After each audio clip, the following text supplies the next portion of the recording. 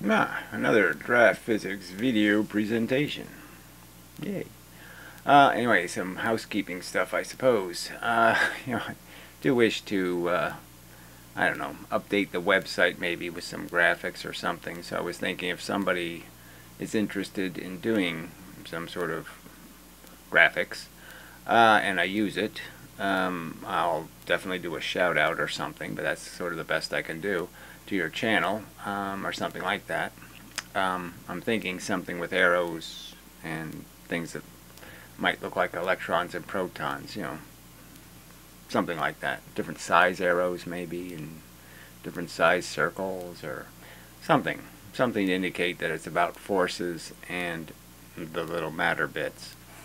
Even something about the square geometry, the 4 right turns. Anyway, be imaginative if you care to. And if not, just do something myself. Second thing, I figure I'm going to try to upgrade the channel a little bit, and you can do this related channels thing, where you can list some other channels on your channel.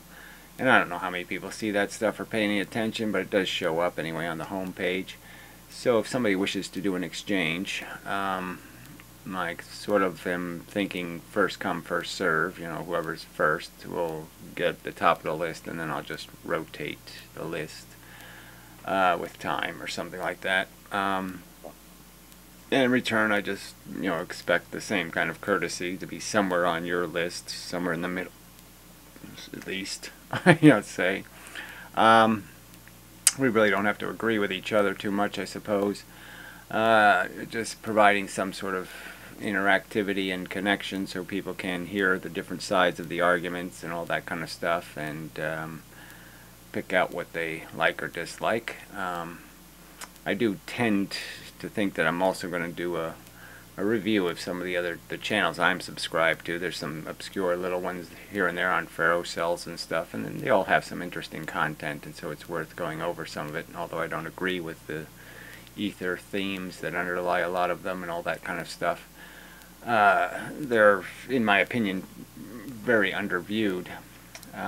So anyway, so for that, email me at, for the graphic art too, at ds@draftphysics.com.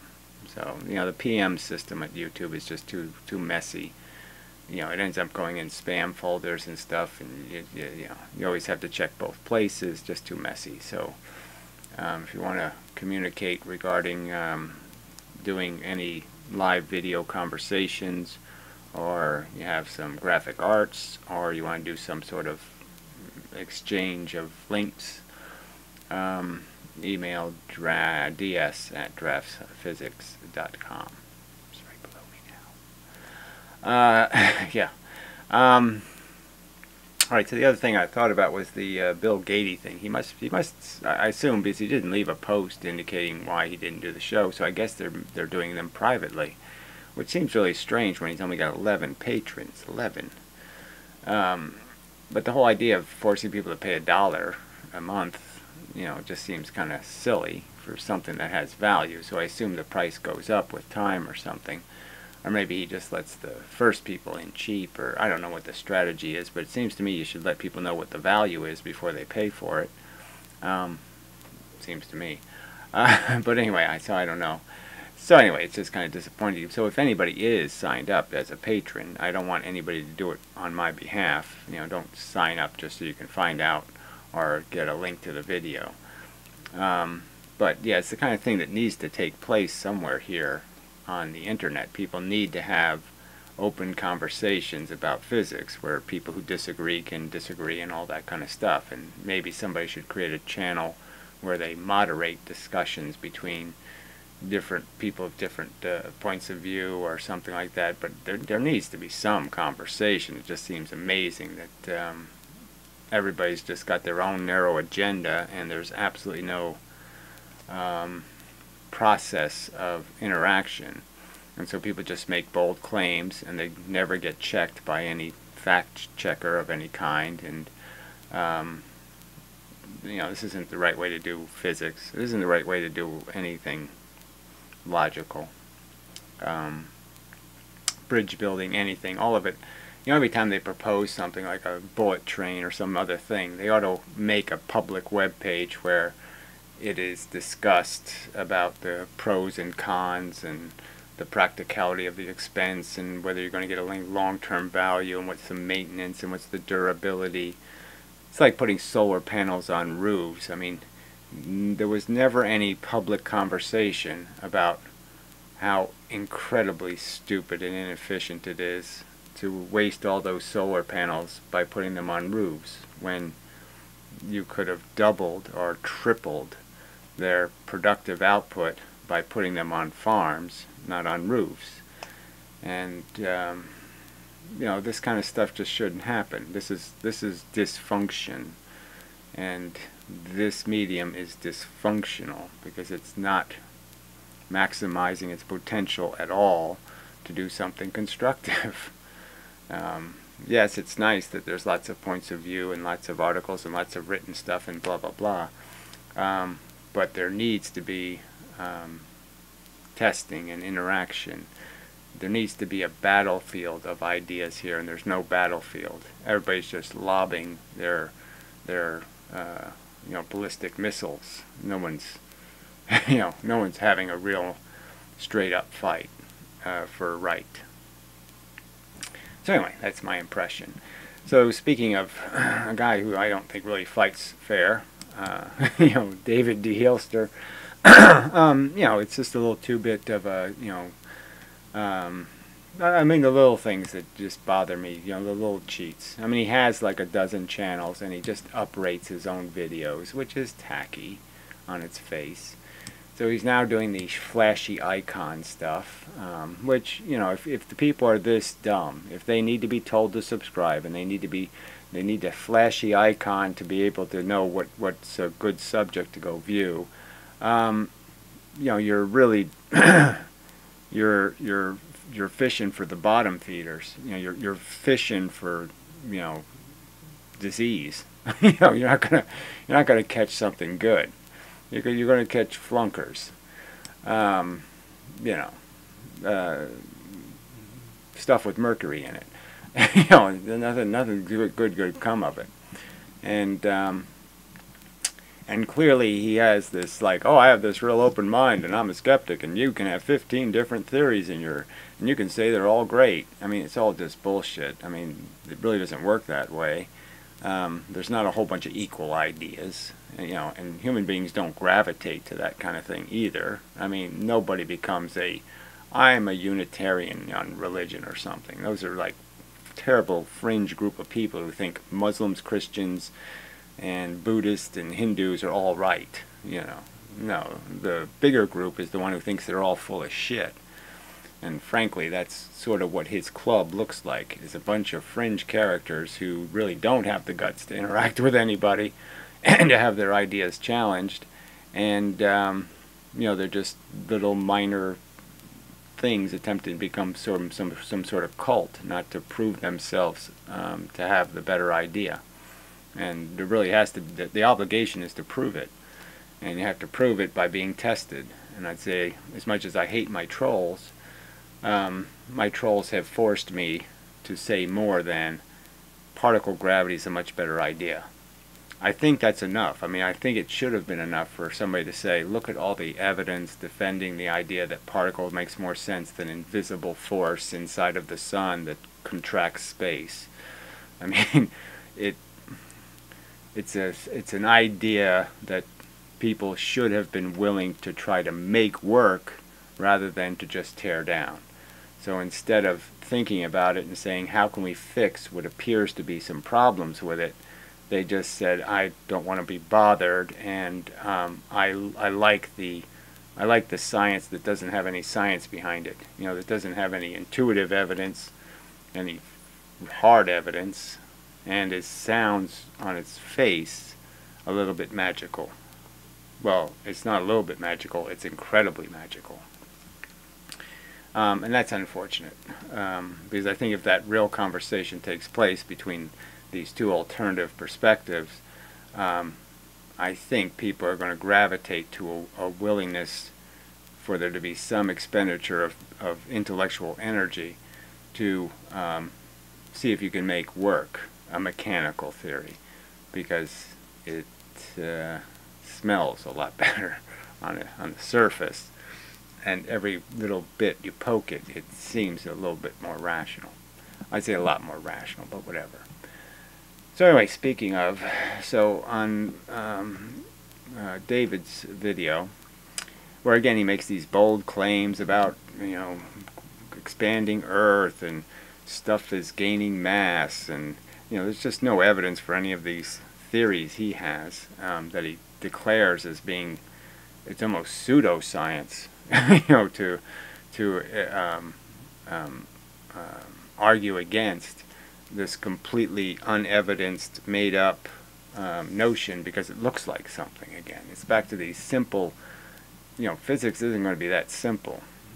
Anyone who assumes you're not going to be tricked, you know, in investigating, this is like a Columbo thing, you know, and there's tricks. Sometimes the murderer is very clever and he hides all the evidence in some innocent person's house. But I just mean that's how nature, you know, the nature of something happens, is that it has some obvious things that are coincidences, and so they seem like they can't be a coincidence, and so you think it's evidence when it really isn't evidence at all. And I'd argue that's all over physics, especially when it comes to the whole wave theory of photons.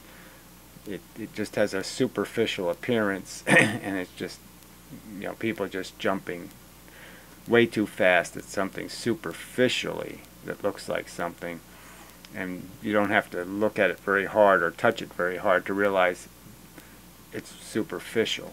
It's a superficial connection, not a real connection. Alright, so anyway, so this should be on the screen. Let's make sure of that before I start jabbering. Yeah, you don't really need to read it anyway, but I'll attempt to read it. I haven't read through the whole thing, but I just thought it was an interesting thing to use as a jumping off point. So it's by some guy, Ken Bendrent. It's probably a name that I know, but I just can't read it. You know, just, you know, I'm literate mostly. But anyway, you know, it is just a mostly thing. It's there are gaps in my literacy, especially when it comes to pronouncing names. Just not something my neurons ever paid any attention to. Never paid much attention to spelling and all that stuff. It just doesn't seem like the stuff that's important to me. Whatever, it's just the way it is. The way my brain functions. The way my personality developed, however you want to, you know, blah blah blah. So he doesn't have any videos on his site. Well, he has like deers in his backyard or something, I don't know. But anyway, you know, it's a long comment about a whole subject, and you know, it's you know, it'd be interesting if he had a will to flesh it out, so to speak. Okay, so from listening to you, Dave, I'm starting to think what you call the G2 particle. So this is the, they have reduced electrons and photons to something called the G1, which is a certain big size, and then G2s are like meteors compared to the Earth. You know what I mean? They're really little compared to the G1s. The G2s are really, really tiny. You know, something much smaller than a photon. And so they've turned photons and electrons into the same thing, which doesn't make any sense at all. And then you go to these G1s, and so I don't know how you could have photons and electrons be the same thing, because they're obviously very different sizes. I just don't know how we could argue that they're the same thing. Which is gravity one level down, is what I call a graviton. So that would be like a double graviton from my perspective. I mean, it seems pretty clear that if there is such a thing as a graviton, it's the same size as a photon. It's not much smaller. And if it was much smaller, like the Earth to a meteor, then you would have to, Einstein's theory about the whole lensing thing wouldn't work, because now it would be the inverse square law. Instead of the 1 over r, it would be 1 over r squared, because now the mass has gradients that the photon can hit, you know, levels.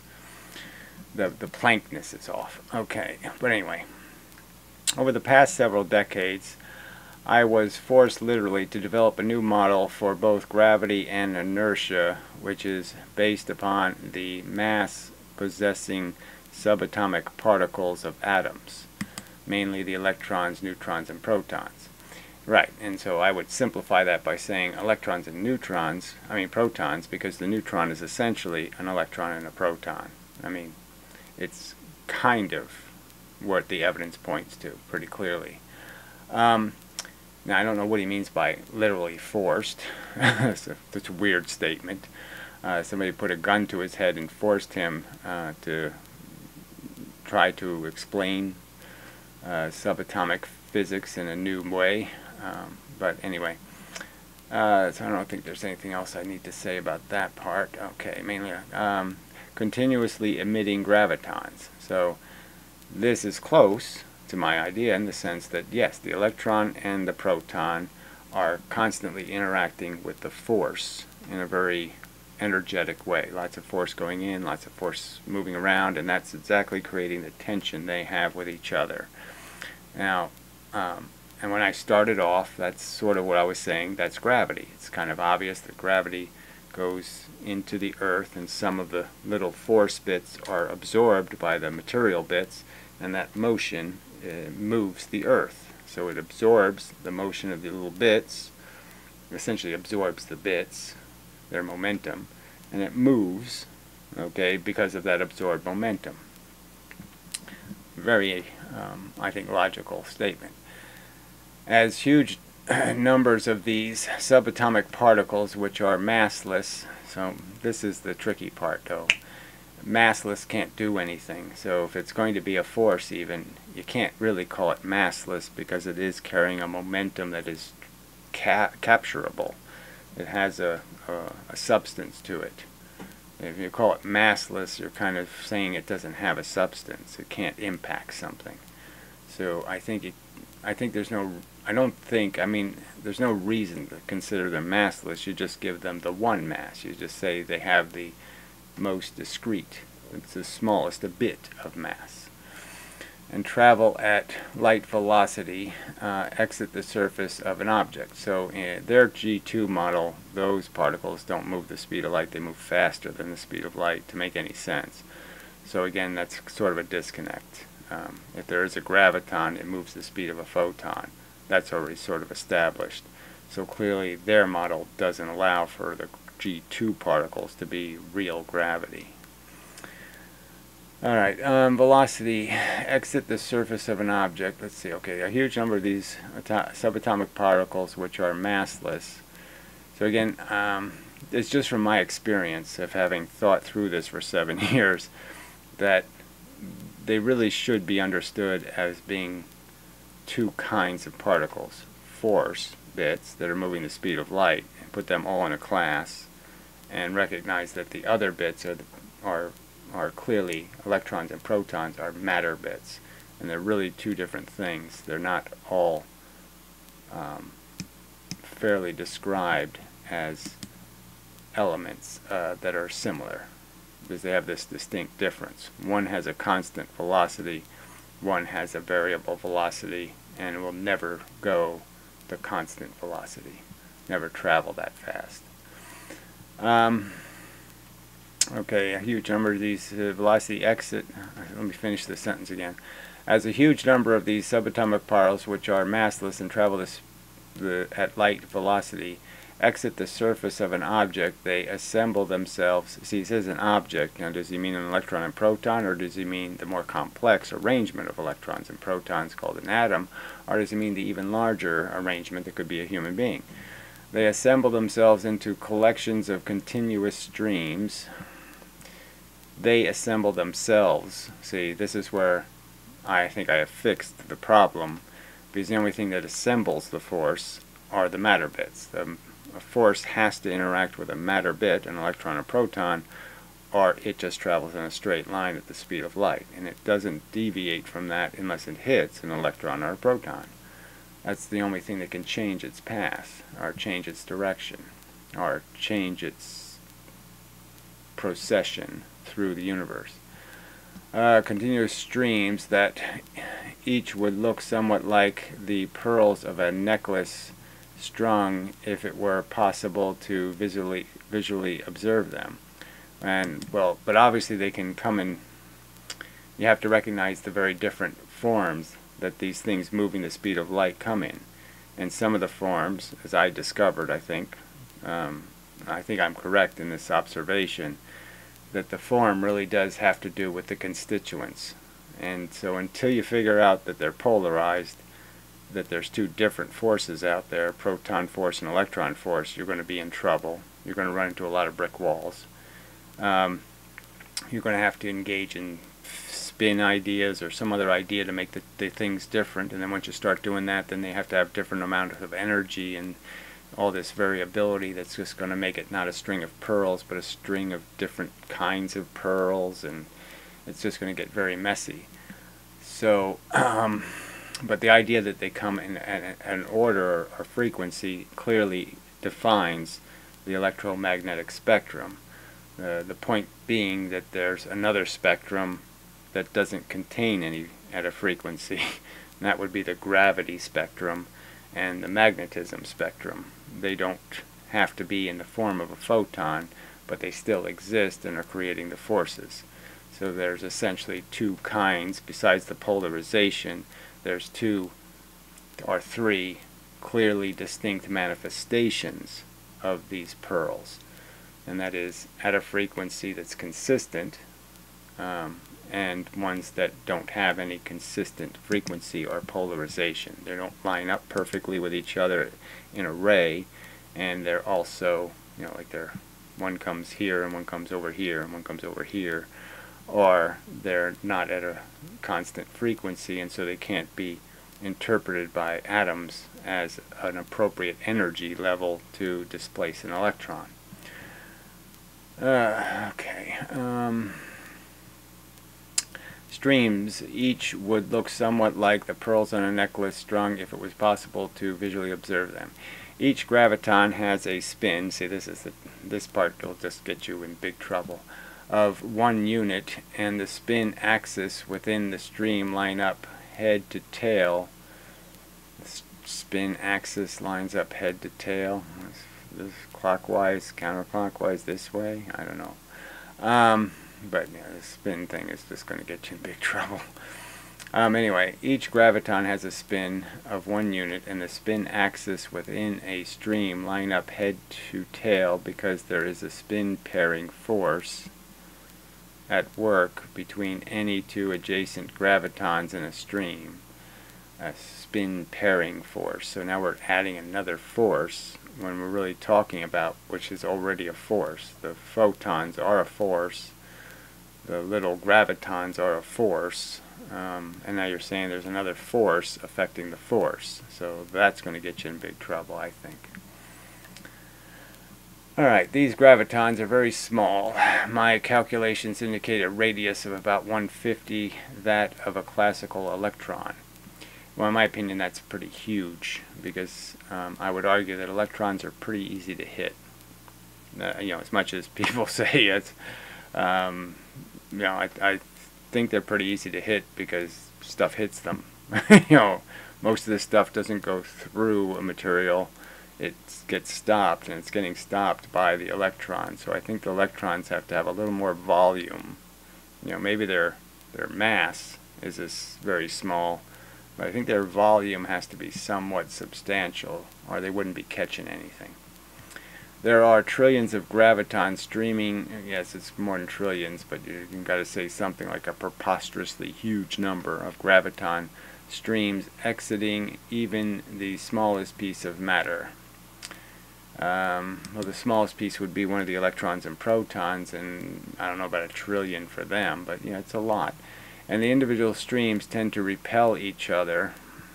See, the forces can't repel each other. That's another thing I've kind of discovered, is that force doesn't interact with force.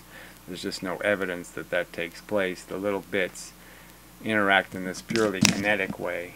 So when they hit each other, you won't be able to tell because they're the same color. And so my argument would be is all of the red polarized ones and all the blue polarized ones are on different geometries. So their geometries don't match, like the checkerboard. The black squares don't overlap the red squares if you could make it three-dimensional. And so the black ones or blue ones only ride on the blue squares, and the black or red one only ride on those squares. So the two opposite color ones can't hit each other except inside of an electron. Then they can do the interaction. So that's what the electron is doing, is essentially tying the red square to the black square and allowing them to interact. So in the real world, the only thing hitting are reds hitting reds. And if a red thing hits a red thing, you can't tell the difference between hitting and missing. The world will look exactly the same. No matter how they hit, it'll always look exactly the same. So essentially, force can't interact with force in any way that could be detected. Let's put it that way. So it either doesn't interact at all, or its interactions are practically indistinguishable from non-interactions. It's not a paradox, but it's a curiosity when you think about what happens kinetically with two equal things hitting each other in a kinetic way, that there really isn't any way to observe the interaction. Okay, I don't know where I left off. So let's see. Trillions, individual streams, let's see. They fan out. Okay, I didn't read that, right? Smallest pieces of matter that individual streams tend to repel each other, so that just isn't going to work. Each other so that they fan out and uniformly surround their source object. So the idea that they can't fly parallel or something just doesn't fit with the evidence. That they're constantly moving away from each other by some law, I don't think there's any evidence forcing that. These streams continually extend out of an object at light velocity. Well, they don't continuously do it. Rays are of a certain length and a certain duration, and that's it. The only time you have the appearance of continuous is when you're pumping electricity, which is force between electrons, into something. Then that force is essentially streaming through the substance, the molecules, the atoms, and is continually creating a reaction, but the reactions are likely in the jiggle, and that's the heat. It heats up as the electricity is expelled in the photon form, and so each of the rays, though, are still not continuous, but the substance itself is producing a continuous amount of rays, but the rays themselves are not continuous. Okay, extend out of the object at light velocity and are what create its gravity field. So that, I think, is it's only a partial truth. The gravity field is already in the universe in the strongest sense, and what creates gravity is the absence of the field strength. So you're taking some energy, some force bits out of the field to create the low pressure that creates the obligation for the two objects to move towards each other. It's the low pressure that obliges the material bits to move. Well, obviously it's the high pressure. I'm just saying the presence of the low pressure means there's a high pressure on the other side. I guess I should say it that clearly. To have a low pressure is always relative to some other pressure. So the point is, if you're calling it low pressure, it means it's relatively low to the external pressure. So the high pressure of the external pressure is what's moving the objects. The interesting part of this new view model of gravity is that it allows one to easily visualize how the gravity field surrounds two objects interact so as to create forces on the two objects that will pull them together. Yes, so that's basically Lesage gravity, and yes, it is quite visually sensible. It just makes so much sense. Alright, it can also be used to easily visualize, so again it's Mach gravity essentially is what we're talking about. A particle gravity makes a really great model of gravity, It doesn't make a great model for moving things through the universe, but again, I think that's an overcomable conundrum or paradox or difficulty. I think there is a physical condition that makes it possible, and that's why there is no drag. So the drag problem is a real problem. I think I have extensively addressed it. I think I've given at least an indication that there are ways of understanding the geometry of atoms that allow you to understand how they can have perpetual force inside of them. They can maintain a momentum. Alright, it can also be used to easily visualize how inertial forces are created when an object accelerates, and while they are inertial forces is, I don't think, a very useful word. It's another application of the word force in a circumstance where I think we're already deciding that force is a something. It's not a nothing. So it's made of a real particle, so you can't be arguing inertial forces are created when an object accelerates and why they always oppose the motion of the object. Well, of course they don't always oppose it, because that's why gravity actually works. So I don't know exactly what that point is, but I don't think it's true. Again, I think to understand things like induction, you're going to have to recognize that your force needs to have more character. It needs to have charge in it. Charge is really important, and it wasn't until I discovered how to incorporate charge into my model that the model started making all kinds of really good predictions of the facts that we see in all the evidence. In short, I think if Newton had found this model for gravity, well, he was exposed to particle models by Lesage, I mean by the originator of it, Le Frontier or whatever his name was, the French guy.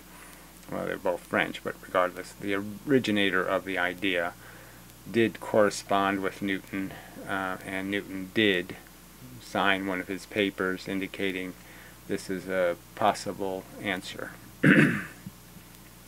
In short, I think if Newton had found this model of gravity, he would have immediately abandoned the vision he eventually proposed, which required the particles to be constantly raining down towards the center of mass of objects from the depth of space. Well, he actually, I mean, frankly, that is Lesage, so I don't know what this guy is proposing. Again, the size of his particles are too small, but I don't know how, without the model of them raining down, in a sense, raining everywhere, and something that's raining everywhere always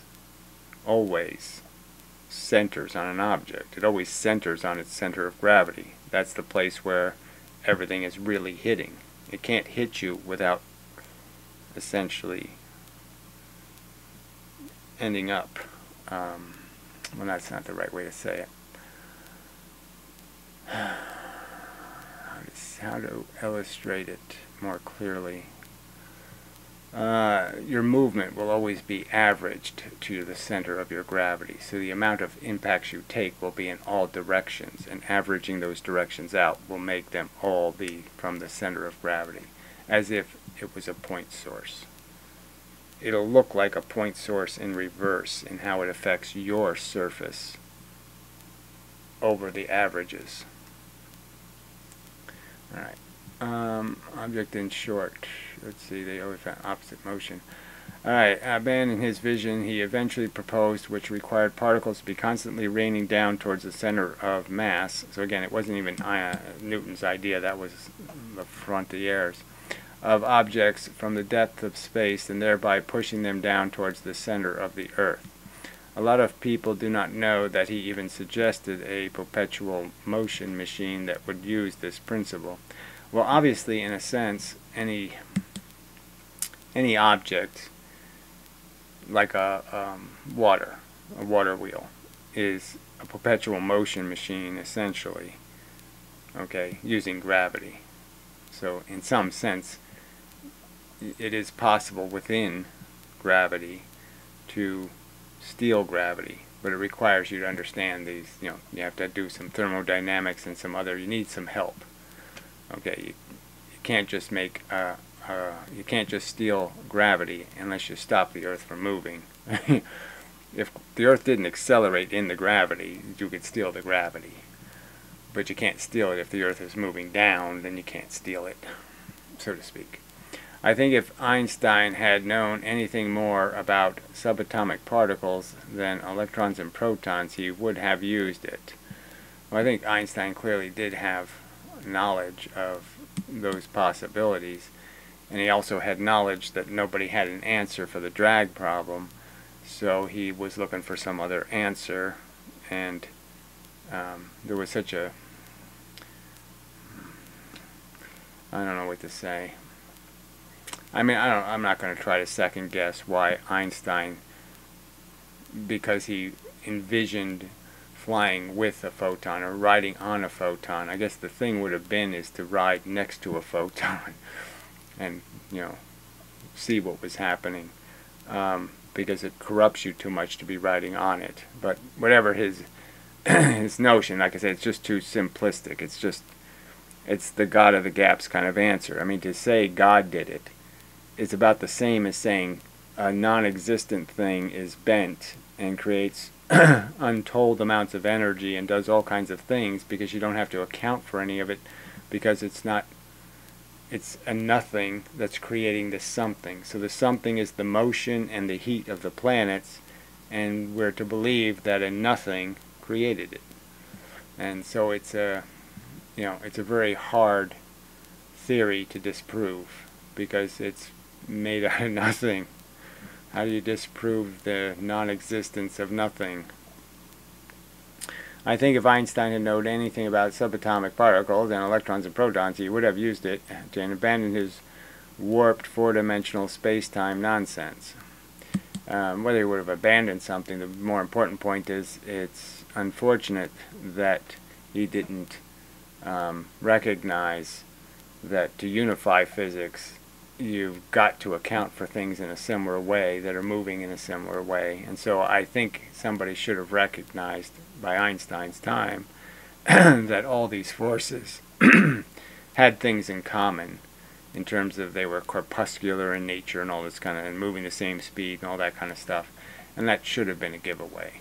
I mean, as soon as they knew gravity was functioning, or magnetism even, was functioning the same as light in terms of its speed, that should have been a message sent loud and clear that all of the forces that move things are probably photonic in nature. I'm confident this gravitation-based model will eventually be accepted. I'm confident that a particle model of physics will be the truth. I'm not too sure this one's right, though. As the current model for gravity and inertia. As the correct model for gravity and inertia. Yes. I think all movement is created by an active force that's made out of real things. There's no magical forces. There's no truly invisible forces. They're all mechanical messengers. They're all real physical things with really simple properties. Move the speed of light and have a momentum, and it's really that simple. Movement is communicated to something by sending the message is as real as this pen. One thing sends a real message to the other thing saying, I just hit you with a rock. Okay. Those specially stored witness, what does that mean? Those specially stored witness mass cylinders are losing mass. Oh, okay, so now he's talking about, David was speculating about how there's some concern that their historically, museum kilogram is slowly not becoming a kilogram anymore, because it has some tiny bit of impurities and tiny bit of imperfections that are causing chemical reactions that are vaporizing some portion of the silver or whatever it's made out of. It could all be due to slight errors in the measurement of the masses of their metal containers on the rest of the planet. So the other thing, see, these are things David just makes these contentions, and I just find very obnoxious, as if he makes these contentions that there's no way to have a better thing to qualify kilogram or these scales of force than actual material blocks of silver or something. And clearly you could do it with the whole energy equation. So the idea of a Planck constant being a better constant makes sense. So a better qualification for a bit of force or mass is best understood by how much force it takes to move something we know that has a consistent mass, like an electron. And I think those are perfectly valid standards. And he just ridicules it as some sort of nonsense science, and I think it's a much more rational science, almost like not having a gold standard for the economy, and instead having a standard that is essentially tied to all the other commodities instead of one commodity. Make a lot more sense to tie your standard to everything rather than one thing. Those outside masses might be gaining small amounts of mass from various natural processes. Well, it seems unlikely, just because if you reduce substantially what kind of radiation can affect them, and they're in a glass bowl, which is a really good insulator against transfers of chemistry, it seems pretty much almost impossible for the stuff on the inside to get to the outside. It could take 1 billion years for a piece of chemistry to go through the glass. The glass is a really thick liquid and takes a long time for an atom to go through glass. If you thought of them as little tiny bullets, it's like the bullet can take 1 billion years to get through the thick glass.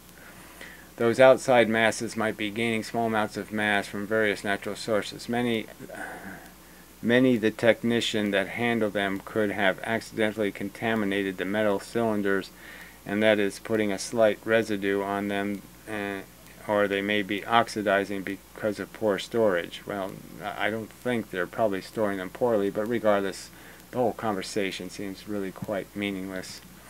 There's no such chlorine in our new polluted atmosphere, and even gold is tarnishing and slowly gaining weight because it will react with the hydrogen gas.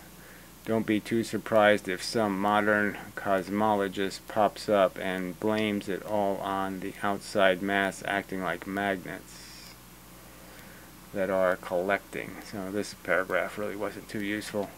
Dark matter, it's just a matter of time before that happens. I don't know. And then someone else will earn his PhD in modern physics by proving that that is the case using advanced abstract mathematics. Hail Einstein. You can't throw the baby out with the bathwater would be the simplest argument here. I mean, yes, some math is really contrived, and it has a bunch of fake constants just made up for convenience, and has a lot of bizarre notions of division by irrational numbers and all kinds of mush, hocus pocus kind of math, and you could argue that it's junk. But there's lots of math that isn't junk, so, but whatever, enough.